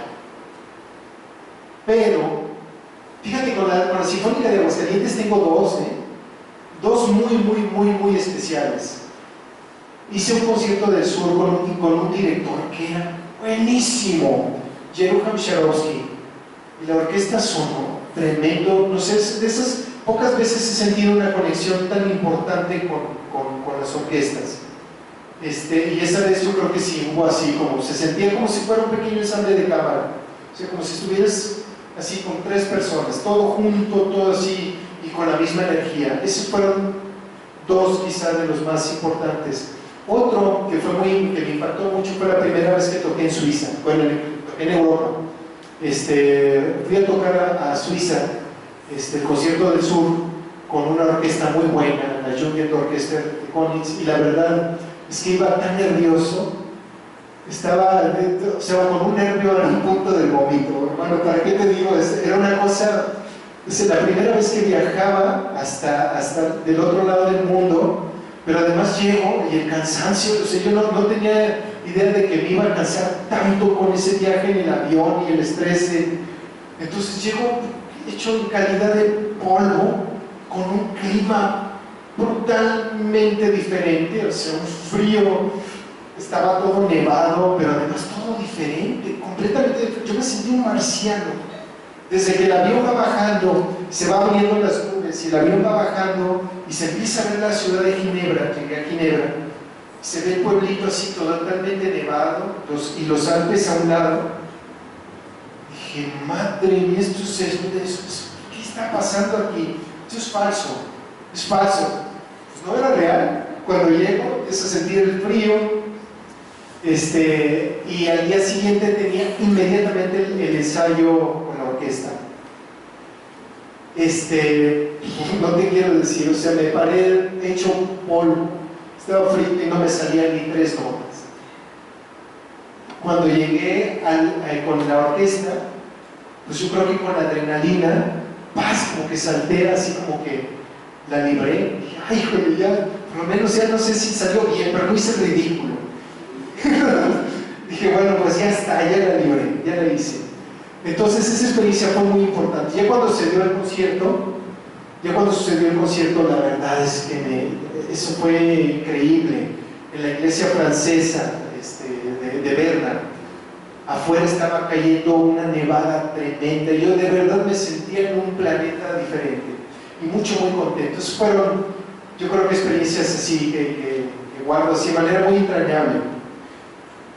Una más, cuando toqué la presentación del disco de Tempus Fugit en Morelia, la primera vez que tocamos esta pieza que tocamos ayer, también fue muy emotivo también. En fin, es que son muchas. La ventaja de la música es que pues siempre hay cosas bellas, siempre. Digo, luego es un palo tener que estar ahí sentado estudiándote el repertorio, así dices, ay, madre mía, estoy tocando esta pieza que yo la escuché tan bonita que yo decía, yo quiero verme en ella, pero que vas a la mitad y luego ya no te sale y dices, ay, caray, ya, esto es un palo, ¿para qué me decía? Yo puedo estar tranquilo echándome una cerveza en el codo y tengo que estar aquí echándome tantas horas estudiando esta porquería para que ya ni me gusta, ¿no? Pero no es cierto, no es cierto, no es cierto. O sea, llegado el momento, llegas a encontrarla otra vez a la obra y dices, ah, caray, no, es una belleza. O sea, sí, no solo tenía razón al principio, sino que lo ratifico y lo duplico.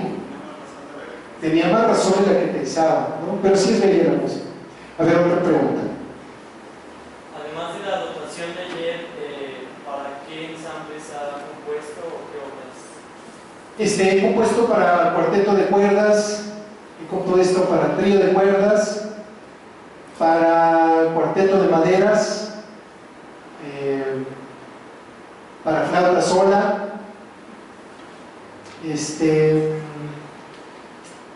Bueno, y estoy trabajando una obra.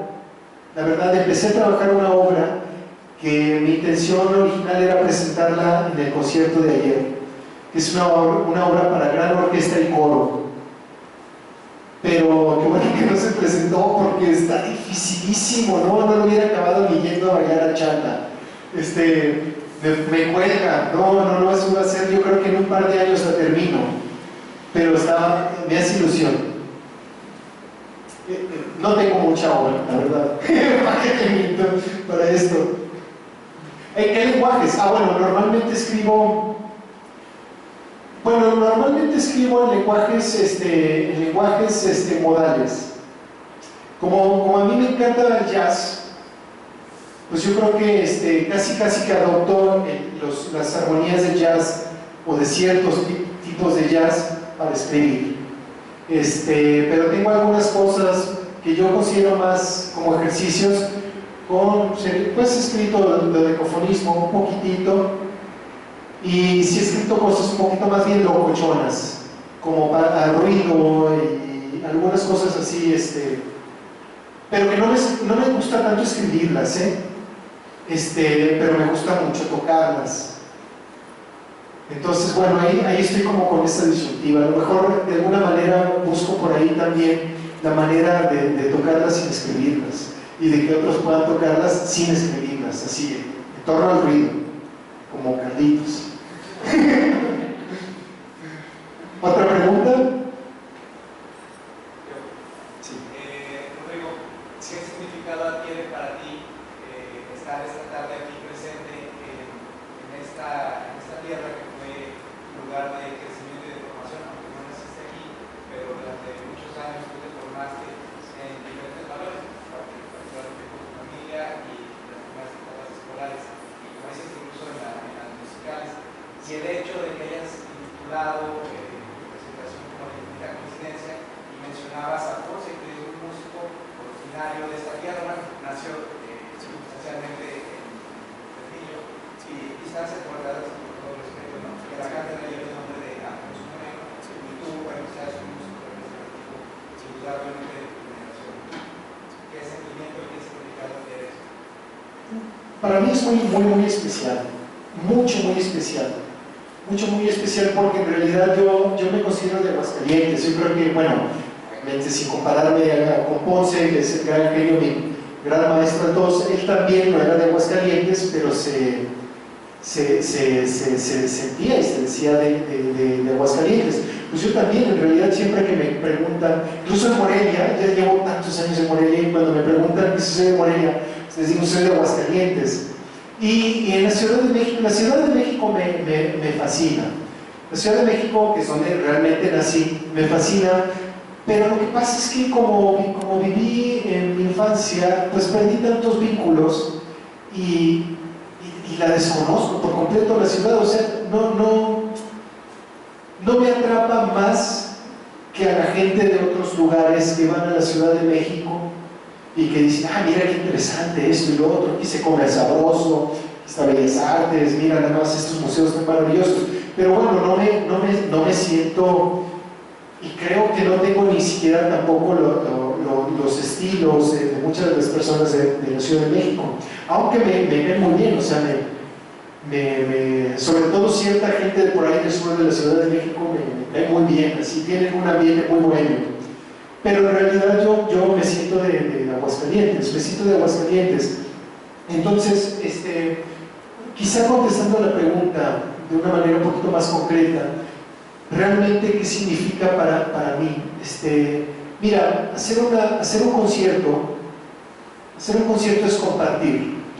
Es exactamente igual que hacer un banquete. Esto te lo comentaba también un poquito en radio. O sea, cuando tú haces un banquete, cuando tú haces una comidita que invitas a las personas a comer, tú no eres necesariamente condescendiente. O sea, no es un rollo así. Me parece que la música por lo menos no debe ser así. Yo creo que la idea es sorprender a tus comensales. Hacerlo, por supuesto, con cariño para los comensales, pero no decir, pues a Pepe le gusta comer, pues qué sé yo, el pollo, ¿no? Pues no necesariamente es así. A Pepe le puede gustar el pollo con mole, pero, a ver, Pepe, pruébate este pollo con una salsa mixta de ciruela con sandía, con estragón y cardamomo, etcétera, ¿no? O sea, ya tú le propones algunas cosas así, que sabes que a Pepe le puede gustar, pero lo que pasa es que Pepe en un concierto cualquiera, pues es un símbolo, o sea, no existe realmente para ti. O sea, tú estás del otro lado del río, así lo explica Cortázar. Dice, tú escribes para alguien, pero tú estás del otro lado del río. O sea, tú no sabes realmente para quién estás escribiendo. Pero cuando tocas en Aguascalientes, no, señor, la cosa cambia. O sea, por eso a mí en realidad me es tan especial, porque yo estoy tocando primero en Aguascalientes, en segundo lugar, ¿no? En la UA. O sea, yo aquí, pues contigo compartimos cuántas veces así con los amigos, con los compañeros de la secundaria, de la prepa, cuántas experiencias. Están mis papás y mi hermano. O sea, ya estás invitando, digamos, al símbolo y a gente concreta a comer tu comida. Entonces, hombre, pues te adornas un poquito más, o sea, porque es especial y además lo haces con más cariño, ¿no? Pues igual a lo mejor ya por ahí a lo mejor Víctor puede decir, o quien sea, así, sabes que ese pollo está bien gacho, pero no importa, ¿no? No importa, al final es especial por eso, porque es regresar a casa y tocar con los amigos, con los queridos, con la gente que quieres, y con los estudiantes, con los nuevos, o sea, con los que están por aquí y que, bueno, pues tú y yo alguna vez también tuvimos esta edad y estábamos buscando, también es muy bonito. Nosotros también llegamos a conmovernos con algunos proyectos. Entonces, bueno, hace ilusión que también, de alguna manera, que sea poquito, así un poquitito, una gotita, lo que sea, pero pueda servir de algo este fenómeno, pueda servir de algo aquí, en casa. Está bien que sirva en Morelia, que sirva en Suiza, que sirva pero para mí me gusta más que sirva aquí. En fin, es esto.